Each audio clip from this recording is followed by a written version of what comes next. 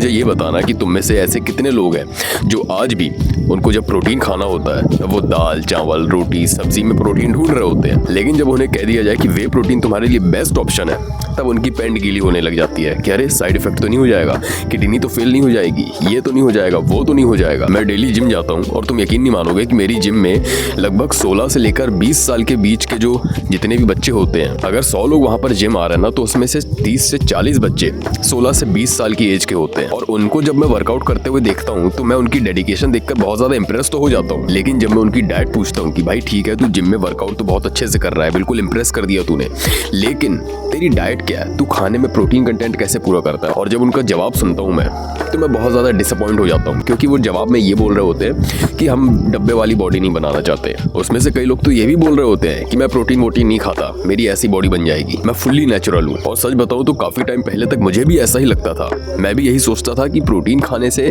Body जो है वो बाहर से तो ठीक है अच्छी दिखने लग जाएगी, लेकिन अंदर से खोखली हो जाती है, जो कि मेरी लाइफ का सबसे बड़ा मिथ था। तो मैंने सोचा कि जब मेरे जिम में मेरी आंखों के सामने ऐसे बच्चे हैं जिनको आज भी लगता है कि वे प्रोटीन बहुत गलत चीज़ है, तो ना जाने ऐसे कितने और बच्चे होंगे हमारे देश में जो प्रोटीन को इस तरीके से गलत वे में देखकर प्रोटीन से दूर भाग रहे हैं और उनको इस बात की भनक तक नहीं है कि वो किस चीज़ से दूर भाग रहे हैं, प्रोटीन उनके शरीर में क्या जादू करके दे सकता है। खैर तुम टेंशन मत लो, मैं तुम लोगों को आज यही बताने के लिए आया हूँ कि अगर आप अपनी 16 से 20 की एज में वर्कआउट कर रहे हो और वर्कआउट नहीं भी कर रहे हो, फिर भी अगर आप प्रोटीन कंटेंट लेना अपनी डाइट में चालू कर देते हो तो आने वाले 5-6 सालों में जब तुम 25 के होगे तब तुमको अपने शरीर में क्या जादुई इफेक्ट देखने को मिलेंगे। तो वीडियो को लास्ट तक जरूर देखना। अब वे प्रोटीन से रिलेटेड एक बहुत बड़े मिथ को हम बर्स्ट करते हैं, जो कि है कि पता नहीं वे प्रोटीन किससे बनता है, उसमें कीड़े मकोड़े मिलाए जाते होंगे, कुछ पता नहीं उसकी क्वालिटी कैसी है, किस चीज से बनता है। देखो मैं ये चीज एक्सेप्ट करता हूँ कि मार्केट में बहुत ज्यादा गंदी क्वालिटी के वे प्रोटीन मिलते हैं, लेकिन मैं चाहता हूँ कि तुम अपना ध्यान गंदे क्वालिटी के वे प्रोटीन की तरफ नहीं, अच्छे ब्रांडेड क्वालिटी के वे प्रोटीन की तरफ डालो।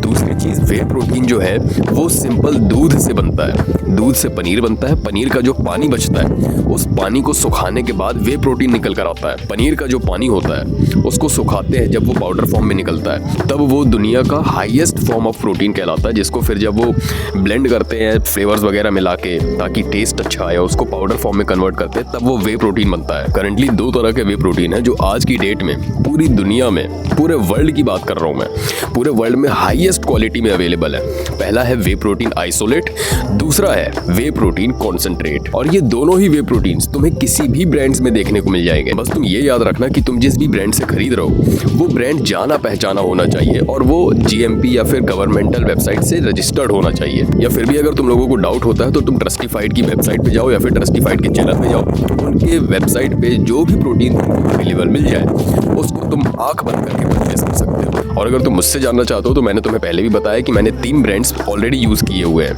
नेचुरल टीन, मसल ब्लेज और एज इट इज। इन तीनों में से तुम्हें जो पसंद आए आंख बंद करके उठा लो। अब प्रोटीन हमारे शरीर में करता क्या है? प्रोटीन को जब हम अपने शरीर में डालते हैं, जब हम प्रोटीन कंटेंट को ऐड करते हैं अपनी डाइट में और उसे कंज्यूम करना चालू करते हैं, तो सबसे पहली चीज हमारा टेस्टोस्टेरोन बूस्ट होता है। 16 से लेकर 20 साल की एज में एक आदमी का टेस्टोस्टेरोन पीक पर होता है, मतलब वो इतना ज्यादा पीक पर होता है। अगर आप अपनी डाइट को अच्छा कर लो, प्रोटीन कंटेंट ऐड कर लो, वर्कआउट वगैरह ध्यान से कर लो, तो तुमको 22 से 23 या 24-25 साल के जब आप होगे ना, आने वाले 7-8 सालों में तुम ऐसी फिजिक लेकर बैठे होगे कि लोग तुमसे पूछ रहे होंगे कि भाई मेरी भी ऐसी बॉडी बनवा दे, तू क्या खाता है यार, तेरी डाइट क्या है। दूसरी चीज की प्रोटीन हमारे शरीर के लिए क्यों इतना ज्यादा जरूरी है, उसका बहुत सिंपल और साइंटिफिक आंसर है कि हमारा जो शरीर है वो बना ही प्रोटीन से है। जब हम नॉनवेज खाते हैं तो उसमें मेजर न्यूट्रिशनल सोर्स किस चीज का होता है? प्रोटीन का होता है, और वो हाई क्वालिटी प्रोटीन कहलाता है। तो हमारा जो शरीर है वो भी एक तरीके से प्रोटीन कंटेंट से ही बना है, इसलिए हमारे शरीर की रिक्वायरमेंट होती है कि हमारे शरीर को प्रोटीन कंटेंट मिले सफिशिएंट अमाउंट में,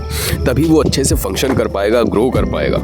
आपके शरीर को बीमारियां कम होंगी, आपकी फिजिक अच्छी बनेगी, आपको स्ट्रेंथ मिलेगी। दूसरा सबसे बड़ा बेनिफिट होता है मेरे भाई, जो बहुत सारे लोगों को नहीं पता है, कि अर्ली एजेस में अगर आप अपनी डाइट को फिक्स कर लेते हो और उसमें प्रोटीन कंटेंट अच्छा खासा ऐड कर लेते हो, तो इससे तुम्हारी मसल तो ग्रो कर ही रही होती है, इससे तुम्हारी पीनेस उसका भी साइज बढ़ने लग जाता है, क्योंकि वो भी एक मसल से ही बना हुआ है, उसमें कोई हड्डी वड्डी नहीं होती, वो पूरा मसल से बना हुआ है। इसीलिए जब प्रोटीन कंटेंट हमारे शरीर में जाता है तो हमारे शरीर में जितनी भी मसल्स हैं वो प्रोटीन अपना कमाल सभी मसल्स पे दिखाता है। तीसरा सबसे बड़ा इफेक्ट होता है मेरे भाई ब्रेन के ऊपर। आपका IQ लेवल इंक्रीज होने लग जाता है प्रोटीन कंटेंट को पूरा करने से। और अगर यकीन ना हो तो जाकर गूगल करके देख लेना या ChatGPT से भी पूछ कर देख सकते हो। अब बात करते हैं कि क्या मैं ये कहना चाह रहा हूँ कि हमारी इंडियन डाइट में प्रोटीन कंटेंट नहीं होता, तो इसका सिंपल सा आंसर है होता है, लेकिन बहुत ज्यादा कम मात्रा में होता है। फॉर एग्जाम्पल कि आपको 100 ग्राम दाल खानी है, ठीक है। अब 100 ग्राम दाल में अगर देखोगे तो टेक्निकली 18 से 20 ग्राम या 22 ग्राम तक प्रोटीन होता है, ठीक है। अब अगर आपको वो दाल में से प्रोटीन कंटेंट पूरा करना है तो जाहिर सी बात है